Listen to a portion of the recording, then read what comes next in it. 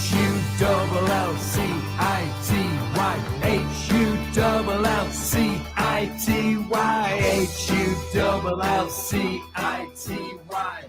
That's all we need. Hello and welcome to another edition of the Tigers Down Under. I'm your host, Alex, and with me I have Mike. How are you, Mike? Hey, doing well. How about you? Yeah, not too bad. We do have just the one game to review this week. It feels like we're finally kind of coming out the other side of a pretty packed month. Couple of weeks ago, I guess it was, all through February, it was pretty packed in.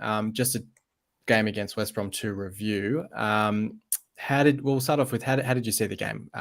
Disappointing 2-0 loss, I guess, with a bit of potential for a good result against them, which wasn't to be. Yeah, definitely. And I think going into it, we were hopeful, especially after a pretty decent win against Peterborough. Yeah, look, the first half, up until I guess West Brom scored, I don't think we looked at all at the races. I think we were very slow. We weren't winning many second balls. And I think the goal speaks for itself. Just too much time on the ball for Mowat, put a ball in. No one's tracking Grant and puts it right in. That we finished the first half a lot nicer. We were putting together some really good play. And it looked like the second half was going to be our chance to come out and really take it to them. Pretty bad mistake from Greavesy.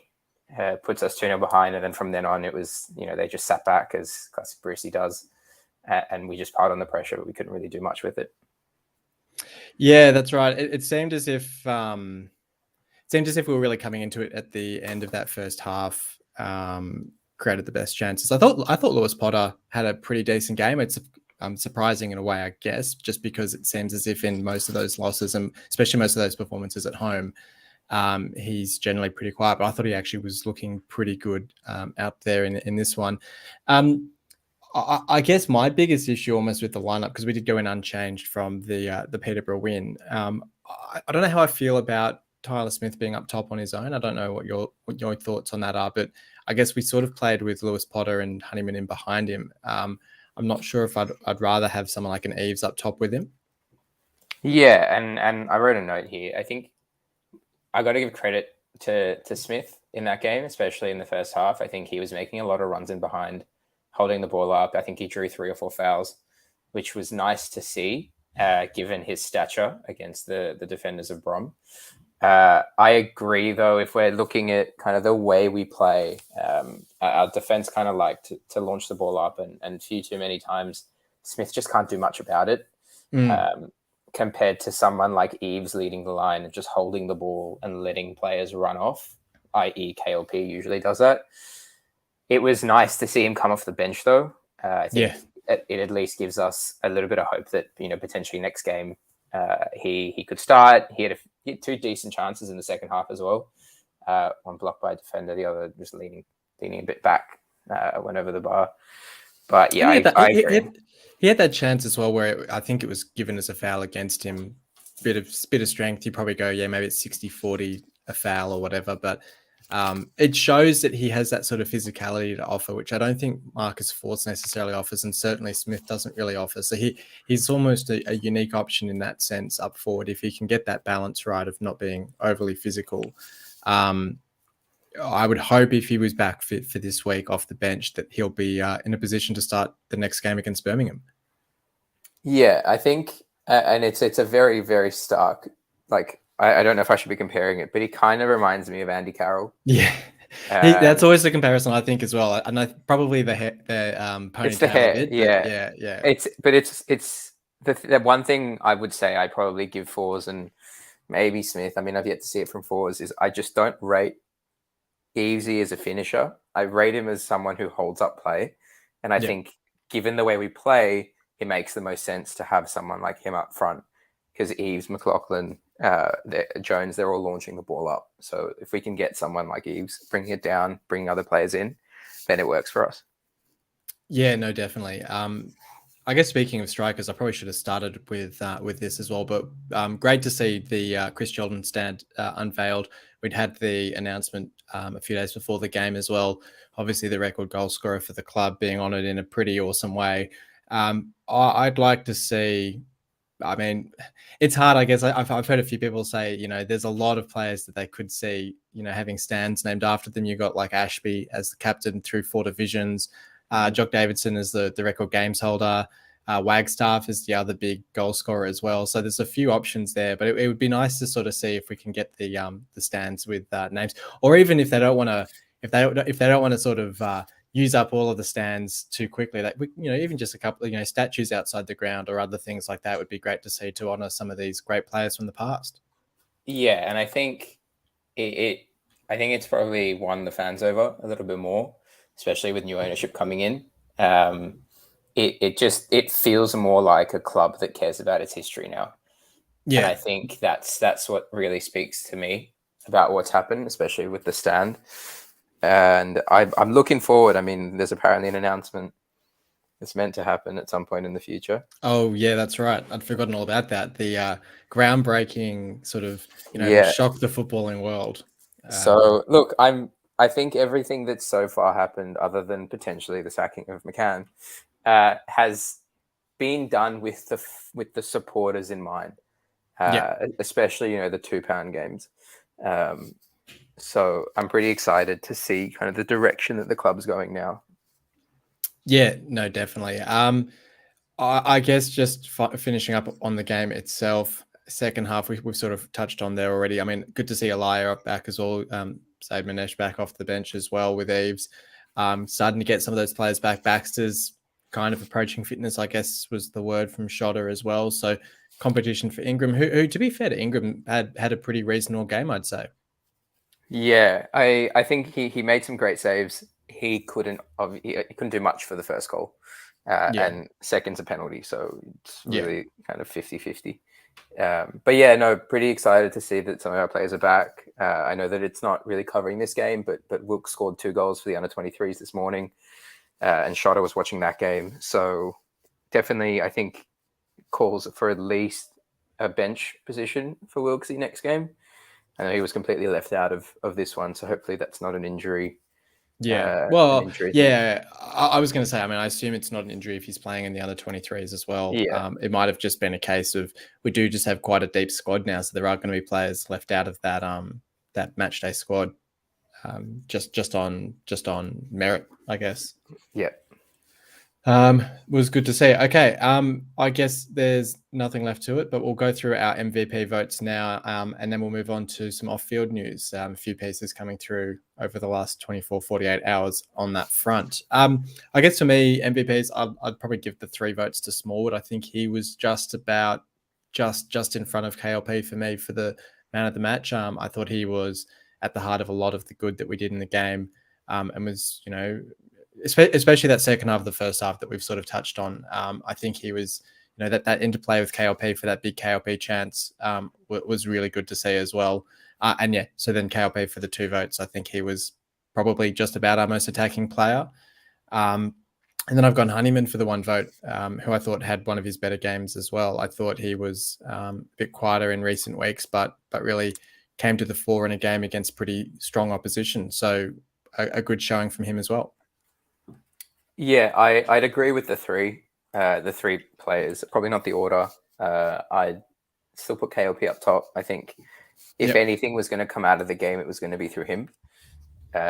Some great chances. Should have put us level, or at least a shot on target, and then did have a pretty decent long-range shot on target.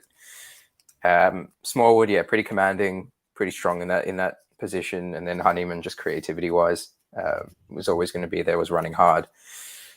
So yeah, I think you go. Sorry, I was just going to say I almost would have given Greaves a vote if not for giving away that penalty. I think his second half, he was definitely trying to make up for that penalty, but probably just didn't quite. Yeah, he was, and it was sad. It was kind of disappointing to see that we just weren't making the far post runs.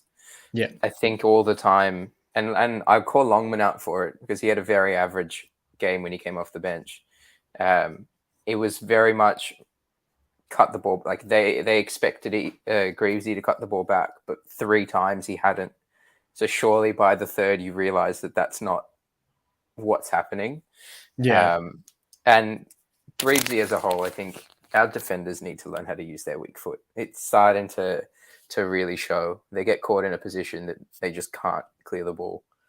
I was amazed. I can't remember which game it was where we had the back four that were all left footers, and I was amazed that it didn't cause us more issues than it did because it just seems like none of our players can use their weak foot, which I find a little bit amazing as a professional footballer that you can't use your weak foot when yes, I'm nowhere near as good a footballer as any of them, but I can at least play adequately off both feet. You'd think as you get better, you're getting better at the same rate on both feet, but it's not just football, it's all codes. It's it's a really weird phenomenon that a lot of players just can't use their other foot, which doesn't make sense to me. But anyway, bit of a tangent, but yeah. All right. Well, we'll move on then. There was a bit of off-field news during the week. A couple of things, probably a bit smaller than others. Callum Jones joining Grimsby Town on loan a couple of days ago. I think that was good move for him, I guess, to get more experience at National League level. He was sort of in and around the squad this season. I get the sense, I would hope at least, that next season, if he's not going to be in our squad, he can get a loan to like a League One club or something where he can really kick on. I think he looks pretty good. I'd be quite happy to have him around the squad, but it also seems to be the case if we're going to be strengthening and kind of taking that next step up, that maybe he's just one of those unlucky players who kind of gets forced out because there's just not a spot for him.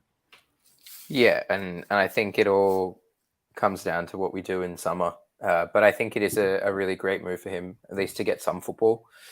I think he has been playing with the under-23s, but it'd be nice to get that, National League level. If anyone, it was always going to be Grimsby. I feel like we probably send them half of our squad. So it'll be nice to see what happens to him and how he comes back. But I think he's probably learned a lot being around our squad so far. Yeah. I remember it was a few years ago now, but I remember it used to be North Ferriby that we'd send everyone to, and then they've sort of dropped off a bit, and Grimsby have sort of dropped off as well, because Grimsby used to be like League One, League Two level, and they've only been relegated, I think it was last year, to National League, but they're sort of becoming that new feeder club, which maybe Scunthorpe's going the same way as well. They're pretty close to home as well. Yeah. I guess the bigger news is the announcement that Tony Pennock's leaving end of the season. I think that only broke today, so pretty fresh news.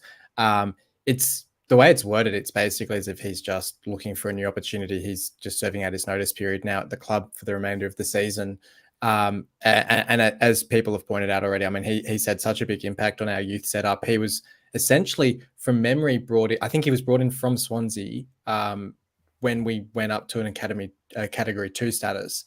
And he brought through Jared Bowen. He brought Lewis Potter through from the academy. He's brought numerous other, Greaves and everyone as well, I'm sure, through from the academy. He's had a huge impact in overhauling that whole system.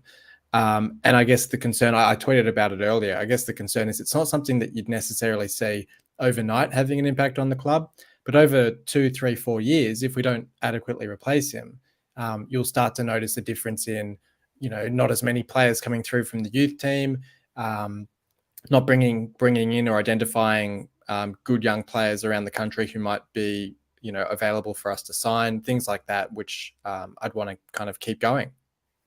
Yeah, I think it's a huge loss, and I'd be interested to know if there's actually more to it.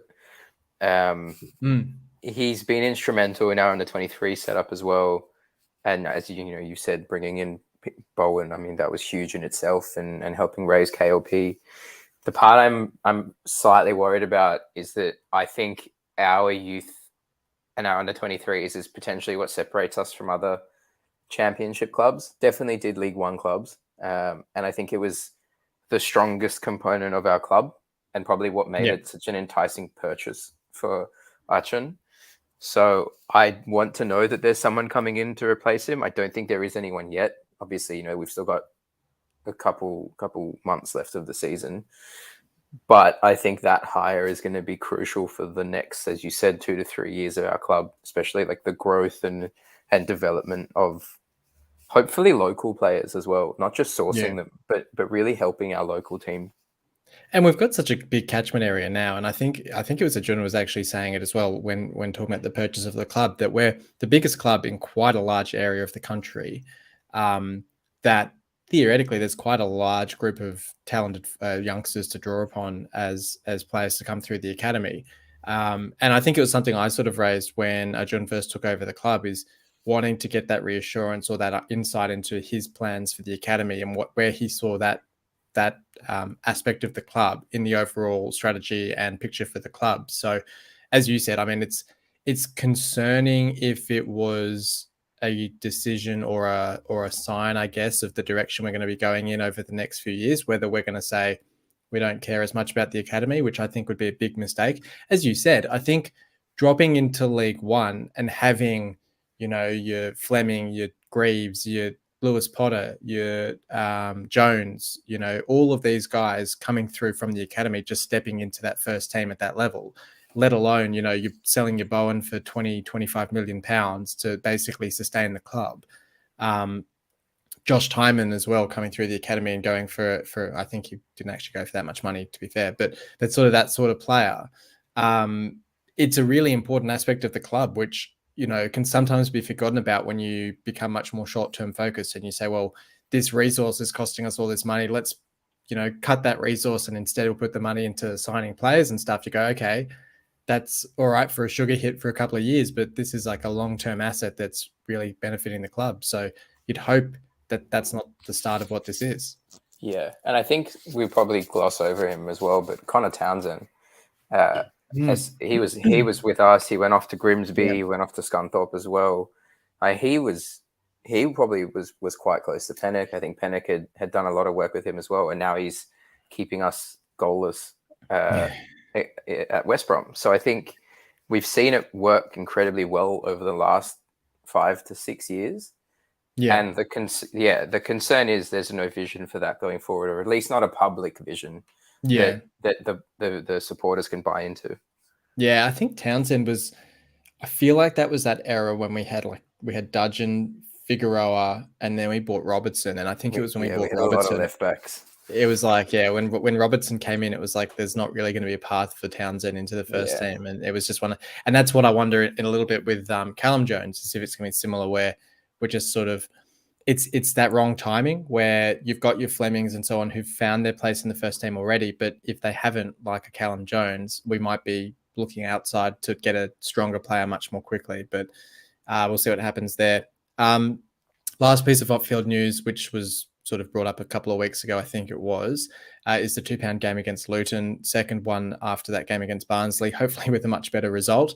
And I guess the big news with this one is that the West Stand upper will be opened up, which, there's always a bit of noise on Twitter from people saying, well, I'm not going back until I can get my seat in the upper West Stand and blah, blah, blah. So basically, John's basically saying, I'm going to give people absolutely no excuse to not come along. I'm going to do everything that you want me to do. And I mean, theoretically, having that stand open means we could have 25,000 there, which I don't think we will. But if we're kind of getting close to 20,000, if we're getting 19, 20,000 sort of thing, that'd be a pretty awesome crowd. Yeah, I think he just wants people getting to the games and supporting. I think all the players have said I'm not sure if they've said it since he's come in, but you can tell that there's a bit more buy-in from the supporters now. And I think with having the £2 tickets and another portion of the stand open, there really is no excuse. Yeah. Especially if you live there. I made the 4.5 hour trip up from Loughborough when I was there. And people who are in Hull probably have. Which game did you get to? I forget. Was it that? I was at Stoke where Bowen scored a free kick. I think it was a 2-0 win. That's right. That's right. And that was at the KCOM, wasn't it? That was home game. Yeah, I was that's in the right. North Stand. You and I have both had better experiences of our first games at home than Paul Mitch has. I think his first game at home was the Brentford game where we lost like 5-1 or something. Oh, yeah. But I think, was that the game where Tafazoli scored like the crazy goal from our own half or something? Could have been. I'm not sure. Yeah. Anyway. Yeah. Hopefully a better result this time. Yeah, that's right. I mean, Barnes' game was a bit of a letdown.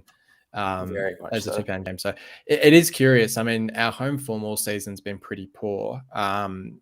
This West Brom game included. And then so we'll see what happens with Luton coming up. But before that, we do have the game against Birmingham this weekend.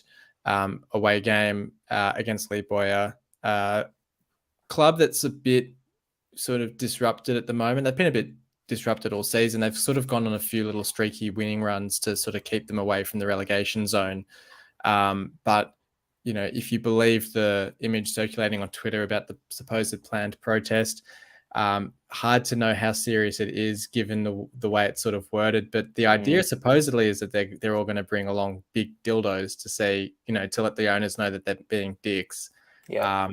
We'll see if that actually happens. I don't know. They're supposedly meeting up at a pub beforehand to see who's got the largest dildos. So I don't know how serious it actually is. Typical but I guess, Birmingham. Yeah, I know.